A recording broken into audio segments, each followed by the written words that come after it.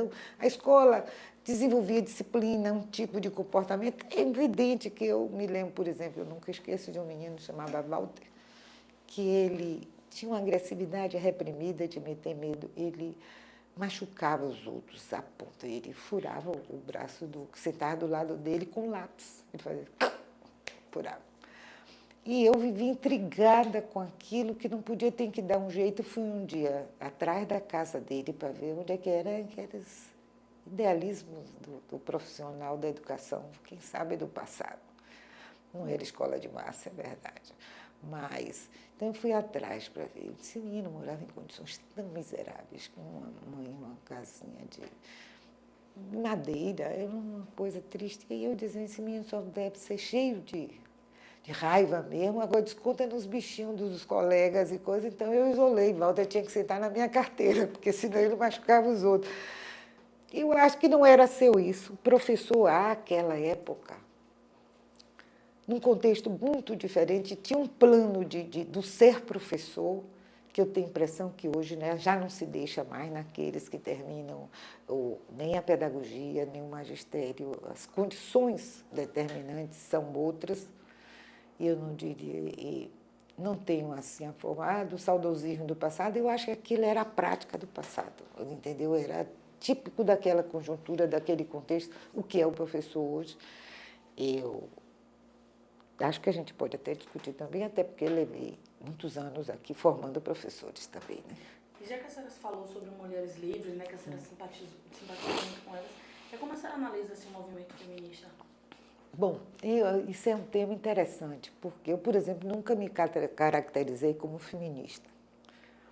Tenho uma certa, talvez não crítica, mas tem uma posição que eu acho que um feminismo mais exacerbado que a gente teve no Brasil não é o tempo nem de hoje, né?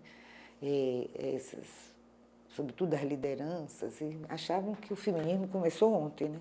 Então, eu em 1963 fui ao primeiro Congresso Mundial de Mulheres em Moscou.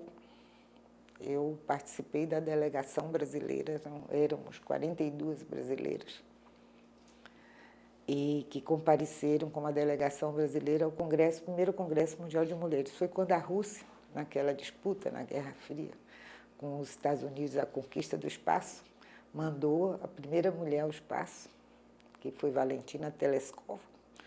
Eu tive com uma goiana, também jovem como eu, foi que botamos o presente de nós brasileiras, a Valentina Tereshkova, que era uma tiara. E que era uma forma de ser da luta feminina. Mas quando o feminismo se desenvolve nos Estados Unidos primeiro, e nós copiamos assim, ipsiliter, tirar os sutiãs, não sei o que lá, aquelas coisas todas, a luta da mulher já existia, no concreto, na prática, não é? Até por determinância das condições de vida, ou por outras circunstâncias, e com formas, evidentemente, que diferenciadas, mas não é dizer que nasceu nesse momento mais recente, ela já existia, até porque, por exemplo, os partidos comunistas todos tinham uma seção feminina. Nós tivemos grandes brasileiras, mulheres em lutas muito importantes no Brasil. Não tanto o aborto, não sei o que lá, mas pelo petróleo, para que nossos filhos não fossem à guerra, como Elisa Branco, como parece que Elisa Tibiriçá, que era uma médica que morreu num comício pelo petróleo, falando em nome das mulheres, na luta que nós tínhamos, que quando os americanos diziam que nós não tínhamos petróleo, a gente dizia que tinha, né? E conquistamos, de algum modo, o avanço nesse campo. E Maria Augusta, Tibiriçá, uma que talvez delas todas que esteja viva. Hoje a Clara Scharf, que foi mulher de Marighella, que está hoje bastante velhinha, e todas fazem parte do movimento feminino em defesa da mulher e etc. Mas depois, quando nos Estados Unidos explode o movimento feminista lá, e no mundo inteiro, a gente até copia, parece que começou ontem.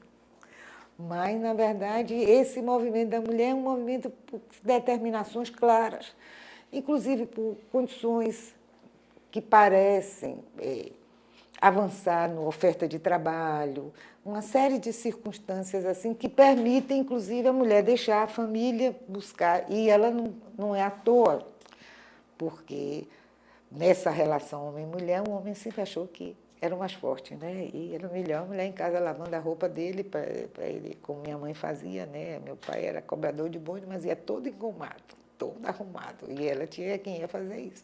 Mas eu não faria para o meu, porque ela vai ser professora. Eu certamente pagaria para alguém, pelo menos, porque tinha um salário para fazer. Então, as condições determinavam isso.